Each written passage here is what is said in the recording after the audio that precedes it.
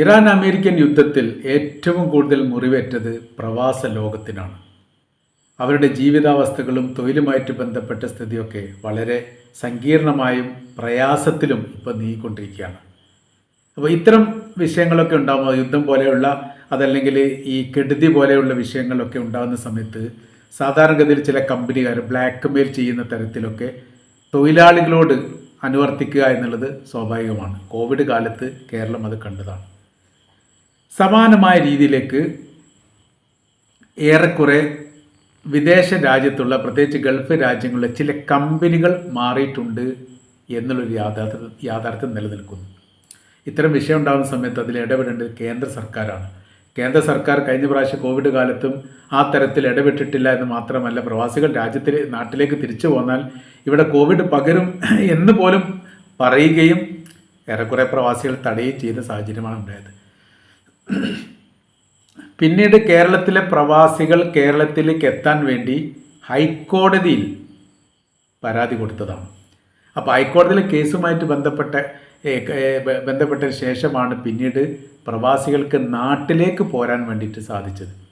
ഫ്ലൈറ്റുകളൊക്കെ തടയപ്പെട്ടത് നമുക്കറിയാം. ഫ്ലൈറ്റുകളില്ലായിരുന്നു. പിന്നെ chartered flight തന്നെ രണ്ടാം ഘട്ടം ആരംഭിച്ച സമയത്ത് തന്നെ അതിലേക്ക് വരാൻ വേണ്ടിയിട്ട് പിന്നെ കുറേ നിബന്ധന കാര്യങ്ങളൊക്കെ ഉണ്ടാക്കി. അപ്പോൾ നോർക്ക എന്ത് ചെയ്തു, ആളുകളെയൊക്കെ നോർക്കയിൽ രജിസ്റ്റർ ചെയ്യണമെന്ന് പറഞ്ഞു. അപ്പോൾ യഥാർത്ഥത്തിൽ അത് തന്നെ ഒരു പറ്റിക്കലായിരുന്നു. നോർക്കയിൽ രജിസ്റ്റർ ചെയ്യാമെന്ന് പറയുന്ന സമയത്ത് നോർക്കയും കേന്ദ്ര ഗവൺമെൻറ്റും തമ്മിൽ ഒരു ബന്ധമില്ല. നോർക്ക എന്ന് പറയുന്ന സംസ്ഥാന ഗവൺമെൻറ്റിൻ്റെ കീഴിൽ പ്രവർത്തിക്കുന്ന ഒരു പ്രവാസി സംഘമാണ്. അതിൽ രജിസ്റ്റർ ചെയ്യുന്നതുകൊണ്ട് ഒരു പ്രയോജനവുമില്ല. അതറിയാതെ 5-6 ലക്ഷം വിവരാവകാശ പ്രകാരം ഞാൻ ആവശ്യപ്പെട്ട കണക്കിൽ അവർ തന്നത് നോക്കുന്ന സമയത്ത് 5.6 ഏകദേശം 6 ലക്ഷത്തോളം ആളുകൾ നാട്ടിലേക്ക് തിരിച്ചു വരാൻ വേണ്ടി നോർക്കയിൽ അന്ന് രജിസ്റ്റർ ചെയ്തു. ഇതെന്തിനാണ് രജിസ്റ്റർ ചെയ്തതെന്ന് ചോദിച്ചാൽ അവർക്ക് തന്നെ മറുപടി പറയാൻ കഴിഞ്ഞിട്ടില്ല. അത് വല്ലാത്തൊരു കാരണം എന്ന് പറഞ്ഞാൽ സൗദി അറേബ്യ ഒരു വിശാലമാക്കപ്പെട്ട രാജ്യമാണ്. അതിപ്പോൾ എംബസി പ്രവർത്തിക്കുന്നത് റിയാദിലാണ്, കോൺസുലേറ്റ് പ്രവർത്തിക്കുന്നത് ജിദ്ദയിലാണ്. പിന്നെ ഒരു കോൺസുലേറ്റിൻ്റെ ഒരു ഭാഗം എന്ന തരത്തിൽ ദമാമിലും പ്രവർത്തിക്കുന്നുണ്ട്. ബാക്കിയെല്ലാം വിശാലമാക്കപ്പെട്ട ഈ രാജ്യത്തിൻ്റെ തെക്ക് വടക്ക് മേഖലയൊക്കെ നിൽക്കുന്ന ആളുകൾ റിയാദിലോ അല്ലെങ്കിൽ ജിദ്ദയിലോ വന്നിട്ട് ഇത് രജിസ്റ്റർ ചെയ്യണം എന്ന് പറയുന്ന സമയത്ത് അതിൻ്റെതായിരിക്കുന്ന ബുദ്ധിമുട്ടുകളുണ്ട്. ഓൺലൈൻ കിട്ടാത്തൊരു വിഷയങ്ങളൊക്കെ വന്നിട്ടുണ്ട്. മൊബൈൽ ബന്ധമായപ്പോൾ എല്ലാ ഈ പ്രവാസികളെ ആയിരിക്കുന്ന ആളുകളുടെ കയ്യിലും നെറ്റ് ഉണ്ടായിക്കോണമെന്നില്ല, നെറ്റ് കണക്ഷൻ ഉണ്ടായിക്കോണമെന്നില്ല, റീചാർജ് ചെയ്യാൻ പണം ഉണ്ടായിക്കോണമെന്നില്ല. പല രീതിയിലാണല്ലോ.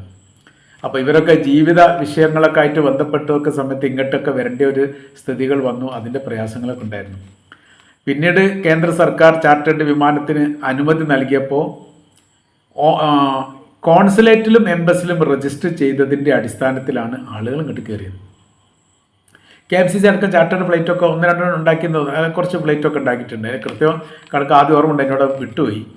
അപ്പോൾ ഏതായിരുന്നാലും ഈ ചാർട്ടേഡ് ഫ്ലൈറ്റ് ഉണ്ടാക്കിക്കൊണ്ട് കാര്യമില്ല, വരാനുള്ള അനുമതി കിട്ടണം. അനുമതി കിട്ടിയത് എങ്ങനെയാണ്? കേന്ദ്ര സർക്കാരിൻ്റെ അനുമതി കിട്ടുന്നു. കേന്ദ്ര സർക്കാരിൻ്റെ അനുമതി പ്രകാരം എംബസിലും കോൺസുലേറ്റും രജിസ്റ്റർ ചെയ്ത പ്രകാരം പ്രവാസികൾ നാട്ടിലേക്ക് എത്തുന്നു. അപ്പോൾ നോർക്കയിൽ രജിസ്റ്റർ ചെയ്ത് എന്തിനാ? അത് പ്രവാസികൾക്കും അറിയില്ല, ചെയ്യണമെന്ന് പറയും നോർക്കയ്ക്കും അറിയില്ല. അവരോട് പലഘട്ടം നമ്മൾ ചോദിച്ചിട്ടുണ്ട്, നിങ്ങൾ എന്തിനാണ് പ്രവാസികളോട് രജിസ്റ്റർ ചെയ്യാണ്ട് പറയും. ലോ കേരള സഭ ഉണ്ടായിരുന്നു, അവർ ഈ വിഷയത്തിലൊക്കെ ഇടപെടും എന്നൊക്കെ പറയും. ഈ സംവിധാനങ്ങളൊക്കെ സംസ്ഥാന സർക്കാരിൻ്റെ കീഴിലാണ്, നമ്മൾ മനസ്സിലാക്കണം. അപ്പോൾ വിദേശ രാജ്യവുമായിട്ട് ബന്ധപ്പെട്ട് വിദേശകാര്യ വകുപ്പും എംബസിയും കോൺസുലേറ്റും അതുമായിട്ട് ബന്ധപ്പെട്ട എല്ലാ കാര്യവും കേന്ദ്ര സർക്കാരിൻ്റെ കീഴിലാണ്. രണ്ടും രണ്ടാണ്. നമ്മൾ പറഞ്ഞു വരുന്ന വിഷയം, കോവിഡ് കാലത്ത് ഏകദേശം 18 ലക്ഷത്തോളം ആളുകൾ നാട്ടിലേക്ക് മടങ്ങി വന്നിട്ടുണ്ട്. ഇടതുപക്ഷ സർക്കാർ അന്ന് കേരളം ഭരിക്കുന്ന സമയമാണ്. ഇടതുപക്ഷ സർക്കാരിൻ്റെ പ്രവാസികാര്യ വകുപ്പ് കൈകാര്യം ചെയ്യുന്ന മുഖ്യമന്ത്രിയായിരുന്ന ശ്രീ പിണറായി വിജയനാണ്. അദ്ദേഹത്തിന് നേരിട്ട് കൊണ്ട് ഒരു നിവേദനം കൊടുത്തിട്ടുണ്ട്. ഒന്നല്ല 2-3 എണ്ണം കൊടുത്ത് സംഘടനാപരമായിട്ട് വ്യക്തിപരമായ രീതിയിൽ നമ്മളത് പറഞ്ഞ കാര്യം, ഇതിനെക്കുറിച്ചൊരു പഠനം നടത്തണമെന്നുള്ളതാണ്. പ്രവാസികളുമായിട്ട് ബന്ധപ്പെട്ട വിഷയത്തെക്കുറിച്ചൊരു പഠനം നടത്തുകയും ആ പഠനത്തോടനുബന്ധിച്ച് എത്ര പ്രവാസികൾ നാട്ടിലേക്ക് വന്നിട്ടുണ്ട്, എത്ര തിരിച്ചു പോയിട്ടുണ്ട്, തിരിച്ച് പോകാത്തവർ എത്ര ഉണ്ട്, അവരുടെ കാര്യം എന്താണ് എന്ന് അന്വേഷിക്കണം. ഒന്നും ഉണ്ടായിട്ടില്ല. നമ്മളത് പരിശോധിക്കാം എന്നൊക്കെ പറഞ്ഞിട്ട് മുഖ്യമന്ത്രി എനിക്കൊരു മറുപടി നൽകിയിരുന്നു. പിന്നീട് ഇതേക്കുറിച്ചൊക്കെ ഈ ഒരു പുതിയ സംവിധാനത്തെ ഏൽപ്പിച്ചിട്ടുണ്ട് എന്ന് പറയും. 2 കാര്യങ്ങൾ അതിൽ പ്രധാനമായിട്ട് പറഞ്ഞു. ഒരുപാട് കാര്യം പറഞ്ഞാൽ 2 കാര്യം പ്രധാനം ഇതാണ്, അവരെക്കുറിച്ചുള്ളൊരു പഠനം നടത്തുക എന്നുള്ളത്. രണ്ടാമത്തെ കാര്യം എന്ന് പറഞ്ഞാൽ പ്രവാസികൾ ആ കാലഘട്ടത്തിൽ ലോൺ എടുത്തിട്ടുണ്ടെങ്കിൽ, ബാങ്ക് ലോൺ എടുത്തിട്ടുണ്ടെങ്കിൽ അതിൻ്റെ ഇൻട്രസ്റ്റ് കുറയ്ക്കുകയോ അതല്ലെങ്കിൽ ആ പണം തിരിച്ചടക്കാനുള്ള സംവിധാനം സർക്കാർ ഏറ്റെടുക്കുകയോ വേണം എന്നുള്ളതാണ്. രണ്ടും പരിശോധിക്കാമെന്നൊക്കെ പറഞ്ഞു. ഇപ്പം പരിശോധനത്തിന് ആ കാര്യം നടന്നിട്ടില്ല. അപ്പോൾ 18 ലക്ഷത്തോളം പ്രവാസികൾ കോവിഡ് കാലത്ത് തിരിച്ചു വന്നു. അത് രേഖയാണ്, നമ്മുടെ കയ്യിലുള്ള രേഖ പ്രകാരം. അത് ജില്ലയിൽ എത്ര, ഏതൊക്കെ രാജ്യത്ത് നിന്ന് വന്നിട്ട് ഏറ്റവും കൂടുതൽ വന്നത് UAE നിന്നാണ്. ഏറ്റവും കൂടുതൽ എത്തിയ ജില്ല മലപ്പുറം ജില്ലയാണ്. ഏറ്റവും കുറവ് എത്തിയ ജില്ല പത്തനംതിട്ട ജില്ലയാണ്. അപ്പോൾ 14 ജില്ലയുടെ കണക്കും ഏതൊക്കെ രാജ്യത്താണ് വന്നത് എന്നുള്ളതിൻ്റെ കണക്കുമൊക്കെ കൃത്യമായ രീതിയിൽ എൻ്റെ കയ്യിലുണ്ട്. ഞാൻ അതിൻ്റെ അടിസ്ഥാനത്തിലാണ് പറയുന്നത്. അതിൽ 40% പ്രവാസികൾ തിരിച്ച് പോയിട്ടില്ല എന്നുള്ളതാണ്. അത് ഏകദേശം നമ്മൾ ശതമാനം നോക്കുന്ന സമയത്ത് 7.2 ലക്ഷം, 7,20,000 ആൾക്കാർ പോയിട്ടില്ല. എന്തുകൊണ്ടൊക്കെ പോയിട്ടില്ല, അതിൻ്റെ കാര്യങ്ങൾ: ഒന്ന്, കൂട്ടപ്പിരിച്ചുവിടൽ, ശമ്പളം വെട്ടിക്കുറക്കൽ, വിസ ക്യാൻസൽ ചെയ്യൽ, വിസ പുതുക്കാതിരിക്കൽ, നാട്ടിൽ വന്നതിന് ശേഷം വിസ ക്യാൻസൽ അവിടുന്ന് ചെയ്യാമല്ലോ, അവരുടെ വിസ സംബന്ധം അവിടെ ചെയ്യാമല്ലോ, അത്, ടിക്കറ്റ് നൽകാതിരിക്കൽ, നൽകിയ ടിക്കറ്റ് റദ്ദ് ചെയ്യൽ.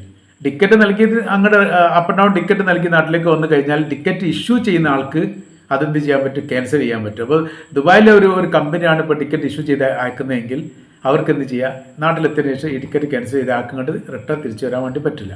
ചിലപ്പോൾ എയർപോർട്ട് പോയതിന് ശേഷമൊക്കെ അറിയാൻ വേണ്ടി പറ്റും, നമ്മൾ പരിശോധിച്ചോളണമെന്നില്ലല്ലോ. ഇത്രയും കാര്യങ്ങളൊക്കെ ചെയ്തു. ഇതൊക്കെ കൂടുതലും അനാവശ്യമായിട്ടാണ്. അപ്പോൾ കമ്പനികൾക്ക് ഇപ്പോൾ ഒരു 10 തൊഴിലാളികളെ കുറക്കണം എന്നാണ് തോന്നുന്നതെങ്കിൽ അത് തൊഴിലാളിയെ പിരിച്ചുവിടുന്നതുമായി ബന്ധപ്പെട്ട കാര്യത്തിലേക്ക് നീങ്ങുന്നുള്ള വിഷയം എന്ന് പറഞ്ഞാൽ ആ സമയത്ത് ഇവർ ലേബർ കോടതിയിൽ പോകും. പക്ഷേ കോവിഡ് കാലത്ത് എത്ര പിരിച്ചുവിട്ടാലും എത്ര ശമ്പളം വെട്ടിക്കുറച്ചാലും ഞങ്ങൾ തൊഴിലാളി വേണ്ടെന്ന് പറഞ്ഞാൽ അത് ചോദ്യം ചെയ്യാൻ നിയമപരമായിട്ട് സാധിക്കില്ല. ലോകത്ത് എവിടെയും സാധിക്കില്ല ആ കാലഘട്ടത്തിൽ. കാര്യം എന്ന് വെച്ചാൽ മുന്നോട്ട് പോകുന്നില്ലല്ലോ, എല്ലാവരും പ്രയാസമായിരിക്കുന്ന കാലഘട്ടമാണല്ലോ. അങ്ങനെ ഒരുപാട് ആൾക്കാർ നാട്ടിൽ കുടുങ്ങിയിട്ട് തിരിച്ചു പോകാൻ പറ്റാതെ പ്രയാസപ്പെടുന്ന, കഷ്ടപ്പെടുന്ന ഒരുപാട് ആളുകളെ വ്യക്തിപരമായിട്ട് എനിക്കറിയാം.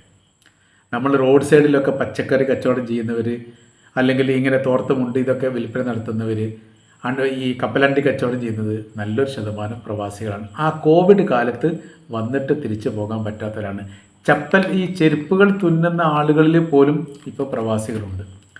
ജീവിതം കനക്കുന്ന സമയത്ത് എന്തെങ്കിലുമൊക്കെ ചെയ്തിട്ട് ജീവിച്ച് പോകണ്ടേ, അതാണ് എൻ്റെ വിഷയം. നമ്മൾ പറഞ്ഞു വരുന്ന കാര്യം എന്താ അറിയോ, സമാന സാഹചര്യത്തിലേക്ക് ഏറെക്കുറെ ഈ യുദ്ധവുമായിട്ട് ബന്ധപ്പെട്ട് പ്രവാസികൾ എത്തി എന്നല്ല, എത്തിക്കൊണ്ടിരിക്കുകയാണ്.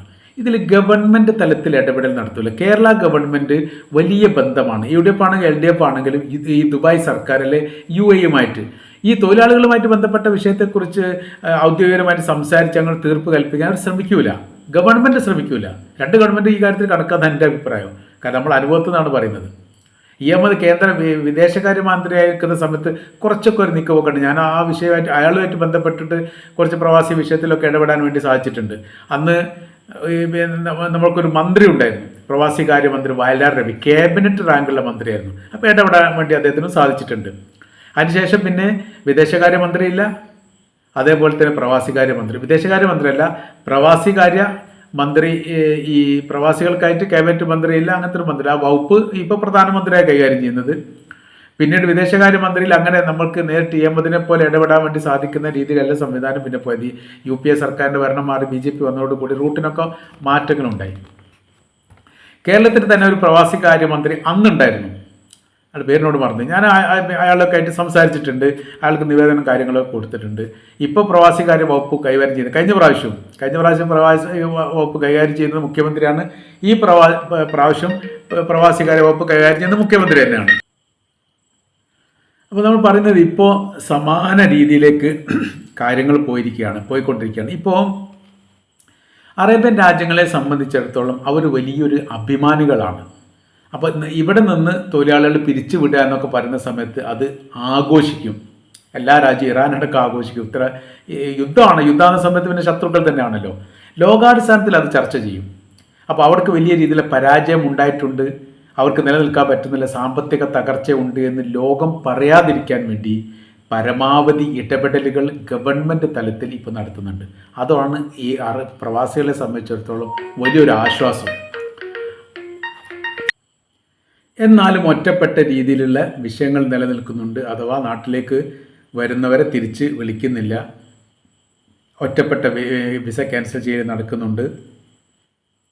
ടിക്കറ്റ് കൊടുക്കാത്ത പ്രശ്നമുണ്ട്, ശമ്പളം വെട്ടിക്കുറക്കുന്ന പ്രശ്നമുണ്ട്. ഇത് ഒറ്റപ്പെട്ടതായതുകൊണ്ട് ആർക്കും പറയാനും കഴിയുന്നില്ല.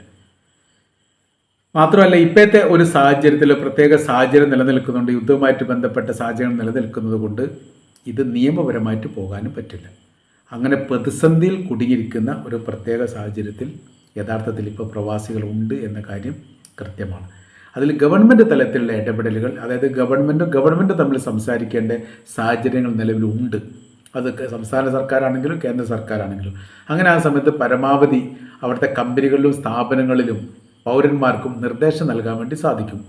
ഏകദേശം 1,14,00,000 20,00,000 ഇടയിലുള്ള പ്രവാസികൾ ലോകാടിസ്ഥാനത്തിൽ 201 രാജ്യങ്ങളിൽ 2024 ഏകദേശ കണക്ക് പ്രകാരം. അതിൽ 50% കൂടുതൽ അറേബ്യൻ രാജ്യങ്ങളിലാണ്. 38 ലക്ഷം അങ്ങനെ വരുന്നുണ്ട് UAE മാത്രം. 20 വരുന്നുണ്ട് സൗദി അറേബ്യയിൽ. അങ്ങനെ പോകുന്നുണ്ട്. ഇതിലൊക്കെ ഈ പറയുന്നതിലൊക്കെ ഏകദേശം 50% അല്ലെങ്കിൽ 53% വരുന്നത് മലയാളികളാണ്. മലയാളികളാണ് എല്ലായിടത്തും അധികമുള്ളത് നമുക്കറിയാലോ. അപ്പോൾ ഇങ്ങനെ ഒരു പ്രതിസന്ധിയിലൂടെയാണ് നിലവിൽ പ്രവാസ ലോകം കടന്നു പോകുന്നത്. ഇത് ഒന്നായിട്ട് കൂട്ടത്തോടു കൂടി തിരിച്ചു വരുന്നൊരു സ്ഥിതിയിലേക്ക് എത്താതിരിക്കട്ടെ. അതിൻ്റെ ഇടയിൽ ഇടപെടൽ നടത്തണം, പരമാവധി ശ്രമങ്ങൾ നടത്തണം. അത് എല്ലാ പ്രവാസി സംഘടനകളും എൻ്റെ അഭിപ്രായത്തിൽ ഇടപെടാൻ സമയമായിട്ടുണ്ട് എന്നാണ് മനസ്സിലാക്കാൻ വേണ്ടിയിട്ട് സാധിക്കുന്നത്.